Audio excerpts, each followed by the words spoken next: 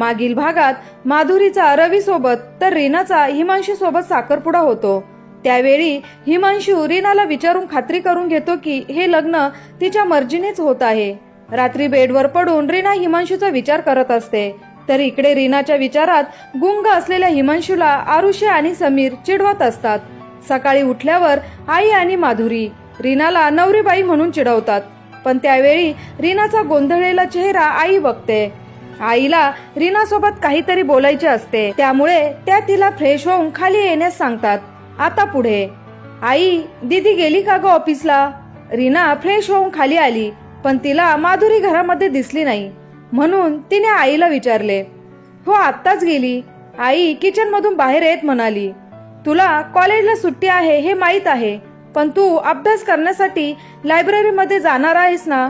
आईने प्रश्नार्थक नजरेने तिच्याकडे पाहून विचारले। जाणार आहे। नाही ना, गावावरून आली की मग दुपारी जाईल तिच्या सोबत, रीना बोलली। आई तुला माझ्यासोबत काहीतरी बोलायचं होतं ना? रीना आईकडे पाहत आपल्या बोटांसोबत खेळत म्हणाली। आई तिच्या जवळ बसली आणि तिचा हात हातात घेतला। ती फक्त आईकडे पाहत होती। रीना तुझ्या साखरपुड्याबद्दल तुला माझ्यासोबत काही बोलायचं आहे का?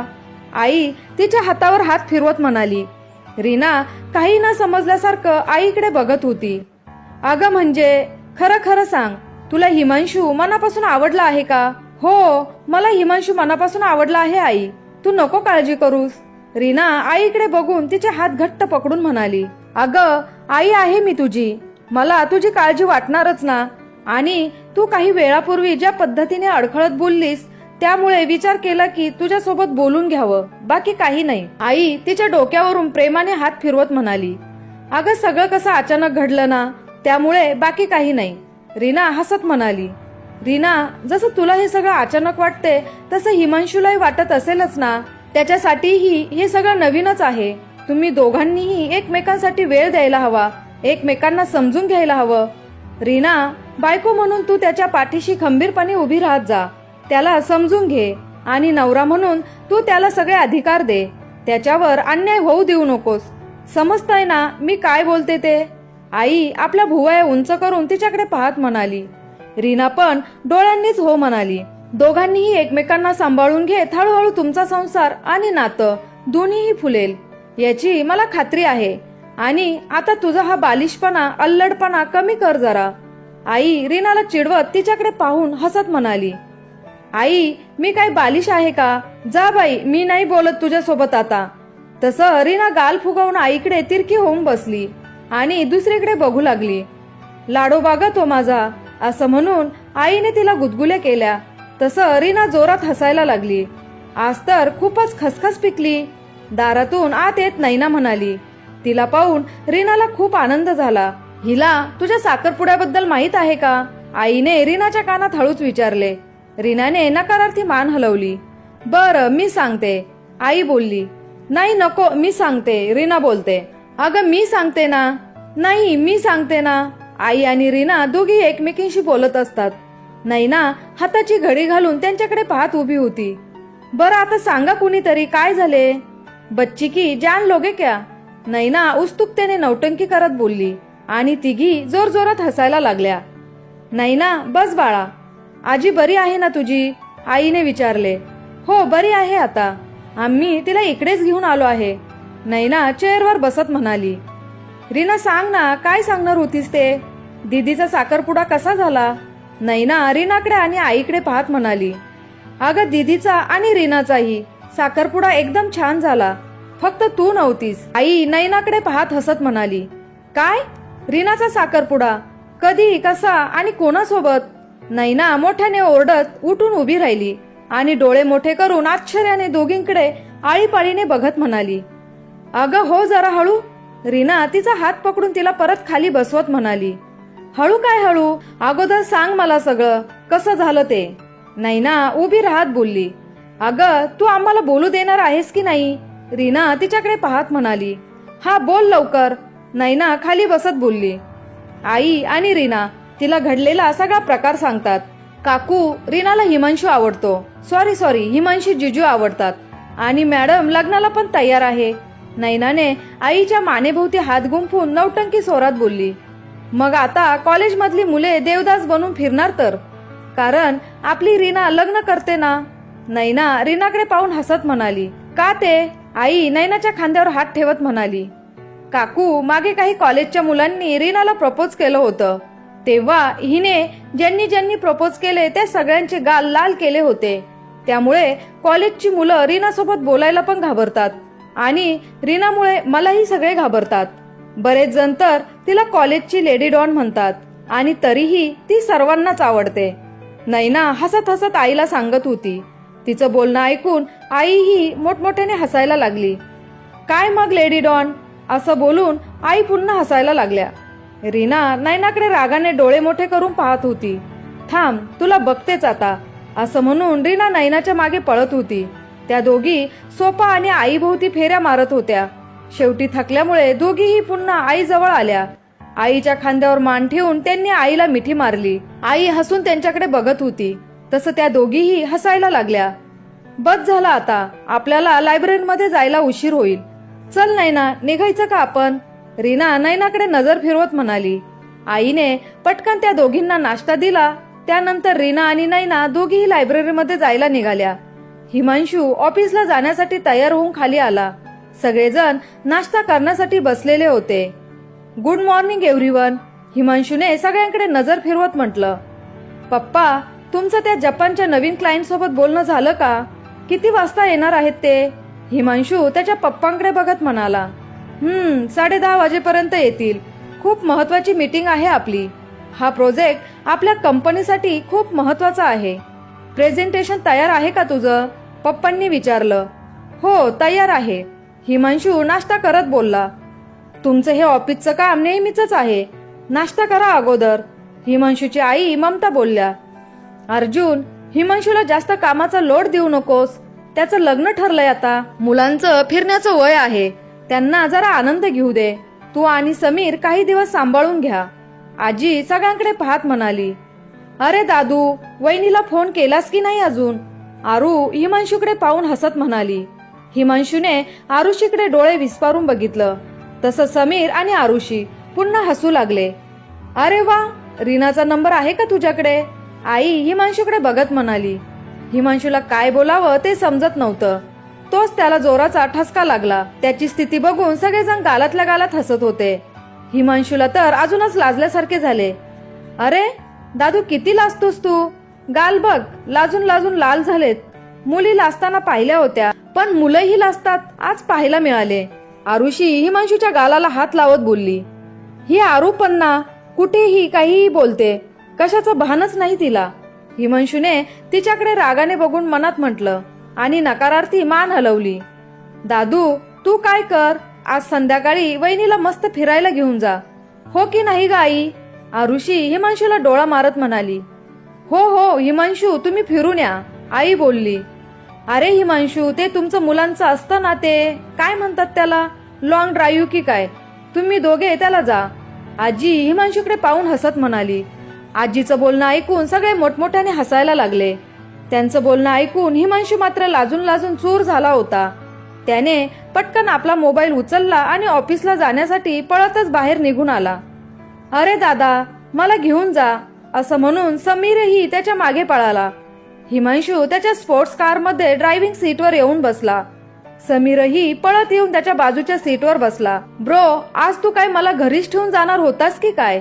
धापा टाकत श्वासावर कंट्रोल करत समीर हिमांशूकडे पाहून म्हणाला. तू कशाला येतोस ऑफिसला? तू बस ना त्या आरू सोबत. हसत आणि टाळ्या देत मला चिडवणं सोडून दुसरे काहीतरी काम करत जा तुम्ही दोघं. हिमांशू लटक्या रागात बोलत होता. समीर मात्र होठ दाबून हसत होता. बरं, फिलिप्सला सगळं व्यवस्थित समजावून सांगितलं आहेस ना? हिमांशू समीरकडे पाहत बोलला. फिलिप सिक्युरिटी डिपार्टमेंटचा प्रमुख आहे. सायंकाळचे 4:30 वाजले होते. रीना आणि नैना लायब्ररीमधून घरी जाण्यासाठी निघाल्या होत्या. रीनाला हिमांशूची आठवण येत होती आणि त्याच्यासोबत बोलण्याची इच्छा झालेली होती. हिमांशूला कॉल करू की नको याचा ती मनोमन विचार करत होती. तेवढ्यात तिच्या मोबाईलची रिंग वाजली. मोबाईलच्या स्क्रीनवर हिमांशूचं नाव पाहून तिचा श्वास जणू बंद पडला होता. हृदयाची गती वाढली होती आणि तिचा चेहरा ब्लश करू लागला. तिला कॉल रिसीव्ह करण्याचंही भान राहिलं नव्हतं. अगं रीना, नुसतं बघत काय बसलीस? उचल ना कॉल. कधीचा वाजतोय? नैना तिच्या खांद्याला धक्का मारत म्हणाली. तिच्या आवाजाने रीना भानावर आली. हो उचलते असं म्हणत ती स्वतःला सावरण्याचा प्रयत्न करत होती. ओ हो, जिजूंचा कॉल आहे म्हणून तर लाजून लाजून गुलाबी झाली मॅडम. नैना डोळा मारून हसत म्हणाली. तिचं बोलणं ऐकून रीना तिच्या पाठीवर एक फटका टाकते. रीनाने कॉल उचलला. हाय रीना. हिमांशूच्या तोंडून रीना हे नाव ऐकून तिच्या पूर्ण शरीरातून एक सळसळीत वीज गेल्याचा भास तिला झाला. तिच्या अंगावर काटा आला होता. तिचे ते नाजूक गुलाबी होठ थरथरत होते. तिने छातीवर हात ठेवून फुललेल्या श्वासांना नॉर्मल करत स्वतःला सावरलं. हळू आवाजात तिने हॅलो म्हटलं. इकडे नैना तिच्याकडे पाहून तोंड दाबून हसत होती. रीना, कामात आहेस का? हिमांशूने विचारलं. नाही, ते कॉलेजच्या लायब्ररीमधून घरी जाण्यासाठी निघाले आहे. तुमचं काही काम होतं का? रीना अडखळतच विचारते. तुला भेटायचं होतं, हिमांशू बोलला. त्याचं बोलणं ऐकताच रीनाच्या पोटात फुलपाखरे उडू लागली. तिलाही त्याला भेटावंसं वाटत असतं. तुला वेळ असेल तर भेटू, हिमांशू बोलला. रीनाला काय बोलावे तेच समजत नव्हते. त्यामुळे काही सेकंद ती शांत बसली. त्यामुळे हिमांशूचा चेहरा उतरला. हो किंवा नाही बोलायला एवढा वेळ लागतो का हिला? हिमांशू मनोमन विचार करत होता. हो जाऊयात. रीनाचा नाजूक आवाज ऐकून हिमांशू भानावर आला. त्याला आता आनंदाच्या उकळ्या फुटत होत्या आणि त्याच्या चेहऱ्यावर आनंदाची कळी खुलली होती. मी येतो लगेच, तू लायब्ररीच्या बाहेर थांब, हिमांशू हसून म्हणाला. त्याच्या आवाजात उत्साह जाणवत होता. हिमांशू निघालाच होता की फिलिप्स आतमध्ये आला. बॉस, जपानच्या क्लायंट कडून आपल्या कंपनीला खूप मोठा प्रोजेक्ट मिळाला, त्याबद्दल कॉंग्रॅच्युलेशन, फिलिप्स हसत बोलला. हिमांशूच्या आनंदात आणखीनच भर पडली. थँक्स, तो हसून फिलिप्सकडे पाहत म्हणाला. फिलिप्स तिथेच घुटमळत होता. त्यामुळे हिमांशूने त्याला नजरेच्या इशाऱ्याने विचारलं, काय झालं? बॉस, तो सूर्यकांत किर्लोस्कर ग्रुप ऑफ इंडस्ट्रीजचा ओनर आपल्या प्रोजेक्टमध्ये काहीतरी प्रॉब्लेम तयार करण्याचा प्रयत्न करत आहे. त्याने आपल्या क्लायंट सोबत संपर्क करण्याचा प्रयत्न केला, पण तो अयशस्वी झाला. तो असं काहीतरी करणार याची मला अपेक्षाच होती. फिलिप्स, त्याच्या बारीक बारीक हालचालीवर लक्ष ठेव, हे आपल्यासाठी खूप गरजेचे आहे, हिमांशू चेहऱ्यावर गंभीर भाव आणत म्हणाला. ओके बॉस, त्याची मी सगळी व्यवस्था केली आहे, असं म्हणून फिलिप्स हसला आणि बाहेर गेला. अरे यार, हा फिलिप्स बोलत बसला आणि मला उशीर झाला. तिकडे रीना माझी वाट बघत बसली असेल, मनातल्या मनात विचार करत हिमांशू गाडी चालवत होता. त्याचं लक्ष सहज आरशाकडे गेलं तर मागून फिलिप्सची गाडी येत होती. गाडीकडे पाहून हिमांशू गालातल्या गालात हसला आणि नकारार्थी मान हलवली. हिमांशूने फिलिप्सला कॉल केला. हॅलो बॉस, फिलिप्स बोलला. अरे फिलिप्स, तुला माहित आहे ना मी रीनाला भेटायला चाललोय. आता तू माझ्या मागे तिथेही येणार आहेस का? हिमांशू थोडा वैतागून बोलला. फिलिप्स थोडासा हसला. ते नाही बॉस, मी लांबूनच लक्ष ठेवेल. तुमची सिक्युरिटी माझ्यासाठी महत्वाची आहे, त्यामुळे मी तुम्हाला सोडून कुठेही जाणार नाही. प्लीज बॉस, फिलिप्स बोलला. हिमांशूचाही नाईलाज होता, त्यामुळे तो तयार झाला. इकडे रीना आणि नैना कॉलेजच्या गेट जवळ येऊन थांबलेल्या होत्या. तेवढ्यात एक ब्ल्यू रंगाची स्पोर्ट्स कार त्यांच्या जवळ येऊन थांबली. रीनाने गाडीच्या दिशेने बघितले तर तिला गाडीत हिमांशू दिसला. हिमांशूने गाडीची काच खाली केली आणि तिच्याकडे पाहून छान स्माइल दिली. आज हिमांशू जरा अधिकच हँडसम दिसत होता.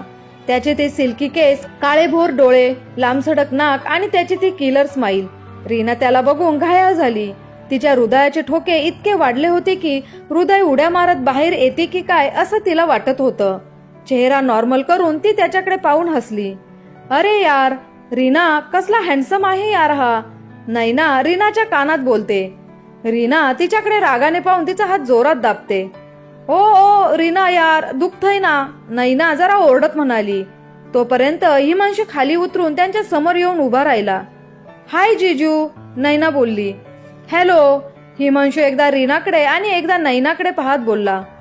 हाय, ही माझी मैत्रीण नैना, रीना हिमांशूकडे पाहत बोलली. आता तिने स्वतःला थोडं नॉर्मल केलं होतं.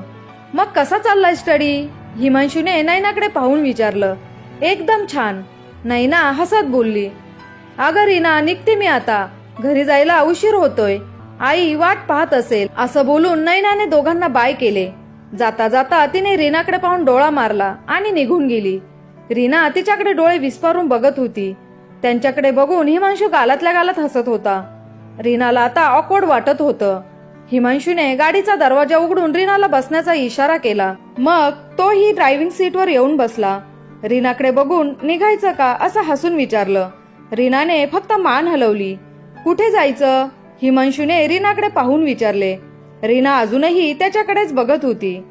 तुझं मला पाहून झालं असेल तर आपण कुठे जायचं हे सांगशील का? हिमांशूने खट्याळपणे हसत विचारलं. आता मात्र त्याच्या हसण्याने तिच्या काळजाचं पाणी पाणी झालं होतं. तिला काय बोलावं ते सुचत नव्हतं. तिने कसंबस स्वतःला सावरलं. कुठेही, ज्या ठिकाणी मनाला शांती मिळेल. रीना हिमांशूकडे पाहून बोलली. हिमांशूने गाडी सुरू केली. थोडा वेळ कुणीच काही बोलत नव्हतं. रीना खिडकीतून बाहेर बघत होती. हिमांशू मात्र अधूनमधून रीनाकडे नजर फिरवत होता. तू घरी सांगितलंस का आपण बाहेर जातोय ते? हिमांशूने विचारलं. एवढं बोलून रीना खिडकीतून पुन्हा बाहेर बघू लागली. वाऱ्यामुळे तिचे सिल्की केस उडत होते आणि ते केस सावरताना तिची होणारी गडबड पाहून हिमांशू गालातल्या गालात हसत होता. मरून रंगाच्या ड्रेसमध्ये तिचा गोरा रंग अजूनच खुलून दिसत होता. पापण्यांची उघडझाप करताना दिसणारे काळेभोर डोळे, हसताना गालावर पडणारी खळी व नाजूक गुलाबी होठ आणि केस मागे घेण्यासाठी चेहऱ्यावर फिरणारे लांबसडक बोट. हिमांशू भान हरपून तिच्याकडे पाहत होता. तेवढ्यात समोरून गाडीच्या हॉर्नचा आवाज आला आणि हिमांशू शुद्धीवर आला. आता त्याने गाडी चालवण्याकडे लक्ष द्यायला सुरुवात केली. दोघेही गाडीत शांतच होते. गाडी आता शहराच्या बाहेर आल्यासारखं वाटत होतं. रस्त्याने गाड्यांची गर्दी कमी होती. आता गाडी एका ठिकाणी येऊन थांबली. पोहोचलो का आणि कुठे आलोय आपण? रीनाने हिमांशूकडे पाहून विचारले. तूच म्हणालीस ना ज्या ठिकाणी मनाला शांती मिळेल अशा ठिकाणी जाऊ. मग त्याच ठिकाणी आलो. हिमांशू तिच्याकडे पाहून भुवया उडवत म्हणाला. ते एक गार्डन असल्यासारखं वाटत होतं. ते दोघेही आतमध्ये आले. रीनाने आजूबाजूला पाहिलं. खूप प्रसन्न वातावरण होतं. सूर्य मावळतीकडे चालल्यामुळे सूर्याचा प्रकाश लालसर पडलेला होता. त्यामुळे वातावरण अजूनच सुंदर भासत होतं. त्यामुळे रीनाच्या चेहऱ्यावर आपोआपच हसू फुललं. हिमांशूलाही खूप प्रसन्न वाटत होतं. ते दोघेही गार्डन मध्ये फिरत असतात. त्यामध्ये वेगवेगळ्या प्रकारची फुलझाडे होती. मध्ये मध्ये काही ठिकाणी बसण्यासाठी बेंच लावलेले होते. काही ठिकाणी मुलांना खेळण्यासाठी मैदान आणि खेळणी होती. शहरापासून थोडं दूर असल्यामुळे गार्डन मध्ये गर्दी खूप कमी होती. काही ठिकाणी जोडपे बसलेले दिसत होते. कोणाचंच कोणाकडे लक्ष नव्हते. जे ते आपल्या धुंदीत गुंग होते. एका ठिकाणी एक जोडपं किस करत होते. ते बघून रीना तर स्तब्ध झाली. हिमांशी सोबत असल्यामुळे तिला आणखीनच अवघडल्यासारखं वाटत होतं. तिचा चेहरा ब्लर झाला होता. हिमांशूचे लक्ष तिच्याकडे जाते तर ती लाजत होती. हिमांशूनेही ते जोडपं पाहिलेलं असतं. त्यामुळे हिमांशू होठ दाबून हसत होता. दुसऱ्यांना किस करताना पाहून ही एवढी लाजते तर हिमांशू बेटा तुझं कसं होणार? हिमांशू मनोमन विचार करत होता. रीना सगळीकडे पाहून निरीक्षण करत असते. तेवढ्यात हिमांशू तिचा हात पकडतो. तिला हे सगळं अनपेक्षित होतं. तिला त्याचा स्पर्श रोमारोमामध्ये भिनल्यासारखा वाटत होता. चेहऱ्यावर गुलाबी छटा पसरली होती.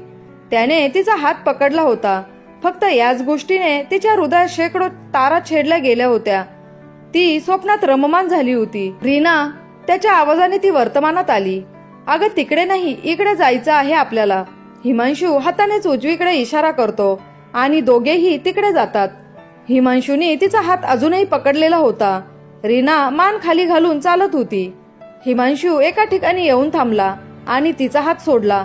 हात सोडल्यामुळे रीनाने हिमांशूकडे पाहिले तर तो समोर पाहत होता. तो जिकडे पाहतो त्या दिशेने रीना पाहू लागते. तर समोर एक खूप छान धबधबा असतो. समोरील दृश्य बघून रीनाच्या चेहऱ्यावर हसू आलं. तिचा चेहरा खूप आनंदी दिसत होता. हिमांशू तिलाच बघत होता. पाण्याचा खळखळ आवाज जणू काही रोमॅन्टिक गाणं सुरू असल्यासारखं वाटत होता. हिमांशू तिथल्याच एका दगडावर बसला आणि रीनाकडे पाहून तिला नजरेने इशारा करून बसण्यास सांगितलं. रीना त्याच्यापासून काहीसं अंतर सोडून बसली. कसं वाटलं? मिळाली का मनाला शांती? हिमांशू रीनाकडे पाहून हसून विचारतो. ती हसून होकारार्थी मान हलवते. थँक्स, खरंच हे खूप सुंदर आहे. मन एकदम प्रसन्न झालं. रीना हिमांशूकडे पाहून हसत बोलते. धबधब्याला पाहून मन प्रसन्न झालं. मला पाहून नाही झालं का? हिमांशू खटाळपणे हसत बोलला. आता मात्र रीनाला काय बोलावं सुचत नव्हतं. नाही ते म्हणजे हो, रीना अडखळत बोलत होती. अगं काय हो की नाही? हिमांशूने विचारलं. आता मात्र तिचा चेहरा लाजून लाल गुलाबी झाला होता. हिमांशू मात्र तिच्याकडे पाहून हसत होता. दोघांनीही काही वेळ गप्पा मारल्या. दोघांच्याही चेहऱ्यावर समाधान दिसत होते. दोघेही एकमेकांच्या डोळ्यात हरवून गेलेले होते. तेवढ्यात जोरात वाऱ्याची झुळूक आली आणि धबधब्याचे पाणी दोघांच्या अंगावर उडालं. तसे दोघेही भानावर आले. आता मात्र हिमांशूला रीनाला मिठीत घेण्याची इच्छा झालेली होती. मला तिच्याबद्दल एवढी ओढ का जाणवते? या अगोदर मला कोणत्याही मुलीबद्दल अशी भावना कधीच आली नाही. माझ्या मागे पुढे एवढ्या मुली फिरतात, पण मला असं कोणत्याही मुलीबद्दल कधीच काही वाटलं नाही जे रीनाबद्दल वाटत आहे. पण रीनासाठी जे काही वाटत आहे ते खूप भारी आहे. हिमांशू मनोमन बोलत होता. रीना उठून पुढच्या दगडावर गेली होती. जोराचा वारा सुटलेला होता, त्यामुळे पाण्याचे तुषार रीनाच्या अंगावर उडत होते. रीना हात पसरून डोळे बंद करून गोल गोल फिरत होती. कधी कधी किती समजूतदार वाटते आणि कधी एवढी बालिश, कशी लहान मुलांसारखी पाण्यात खेळत आहे, हिमांशू मनोमन बोलत असतो. तेवढ्यात रीनाचा अचानक पाय घसरला आणि ती जोरात ओरडून खाली पडणार तोच पळत जाऊन हिमांशूने तिला कमरेला पकडून मागे ओढले. ती स्तब्ध होऊन तशीच उभी होती. पूर्ण शरीर मात्र गोठून गेलं होतं. त्याच्या शरीराची गरमी तिला जाणवत होती. जणू काही पूर्ण जगच आज तिच्यासाठी स्तब्ध झालं होतं. फक्त त्याचे श्वास तेवढे ऐकू येत होते. तू ठीक आहेस का? हिमांशूचा मॅग्नेटिक आवाज आला. त्यासोबतच त्याचे गरम श्वास तिच्या केसात लपलेल्या नाजूक कानात जाणवले. अचानक शरीरात उष्ण प्रवाह वाहून गेल्याची जाणीव तिला झाली. तिने एक आवंडा गिळला. आता त्याच्या हृदयाचे ठोके तिला स्पष्ट जाणवू लागले. त्याच्या छातीचा तिच्या पाठीला होणारा उबदार स्पर्श आणि पोटावर असणारा त्याचा उबदार हात यांची एकंदरीत तिला जाणीव होत होती. आता तिचे फुललेले श्वास जोराजोरात बाहेर पडत होते आणि आयुष्यात प्रथमच एक वेगळीच भावना पूर्ण शरीरभर पसरली होती. पूर्ण शरीर भिजून थिजून गेलं होतं. फक्त जाणीव होत होती ती त्याच्या स्पर्शाची. ती नखशिकांत शहारून गेली होती. हे सर्व काही तिच्या विचारांच्या बाहेर होतं. तिच्या स्पर्शात त्यालाही थरथर जाणवत होती. त्याने तिला आपल्या कणखर बाहूत उचलून घेत बाहेर घेऊन आला. त्याने त्याच्या अंगावरचा कोट काढून तिच्या अंगावर घातला आणि त्याच्या रुमालाने तिच्या चेहऱ्यावर आणि डोक्यावर पडलेले पाण्याचे तुषार पुसून काढले. त्याचा तिच्या चेहऱ्यावरील हातांचा स्पर्श तिला वेडं करून सोडत होता. ती कसबस स्वतःला सावरण्याचा प्रयत्न करत होती. तू ठीक आहेस ना? हिमांशूने तिच्याकडे पाहून काळजीने विचारलं. त्याच्या डोळ्यात तिच्यासाठी असलेली काळजी आणि प्रेम दोन्ही दिसत होतं. तिने त्याचा हात घट्ट पकडून होकारार्थी मान हलवली. अंगावर पाणी उडाल्यामुळे तिचे कपडे काहीसे भिजलेले होते, त्यामुळे तिला जास्त थंडी वाजत होती. हिमांशू तिला गाडीजवळ घेऊन आला. गाडीतील हीटर ऑन करून तिला गाडीत बसवले. आता तिला थोडं बरं वाटत होतं. तिचे कपडेही बऱ्यापैकी सुकले होते. भूक लागली का? हिमांशूने तिच्याकडे बघून विचारले. रीनाच्या पोटात आता खरंच कावकाव सुरू झाली होती. तिने तोंड बारीक करून होकारार्थी मान हलवली. तिच्या अशा बालिश वागण्याने हिमांशू मोठमोठ्याने हसायला लागला. रीना तोंड पाडून त्याच्याकडे पाहत होती. हिमांशूने चांगलं हॉटेल बघून एका ठिकाणी गाडी थांबवली. हिमांशू खाली उतरला आणि इकडे तिकडे बघू लागला, तर त्याला फिलिप्सची गाडीही तिथे आलेली दिसली. हिमांशूने फिलिप्सला मेसेज करून जेवण करायला सांगितले. जेवण करत असताना कुणीतरी त्यांच्यावर लक्ष ठेवलं आहे असं हिमांशूला जाणवत होतं. फिलिप्सकडे बघून हिमांशूने नजरेनेच त्याला इशारा केला. जेवण करून झाल्यावर ते घरी जाण्यासाठी निघाले. हिमांशूने रीनाला तिच्या घरी सोडले आणि तो आपल्या घरी निघून गेला. या कथेचा उर्वरित भाग तुम्हाला पुढच्या व्हिडिओमध्ये ऐकायला मिळेल. तर मित्रांनो, तुम्हाला आमची आजची कथा कशी वाटली? मला आशा आहे की ती तुम्हाला आवडली असेल. अशाच नवनवीन कथा ऐकण्यासाठी चॅनलला सबस्क्राईब करा. आजची कथा आवडली असेल तर लाईक, कमेंट आणि शेअर करायला विसरू नका. धन्यवाद.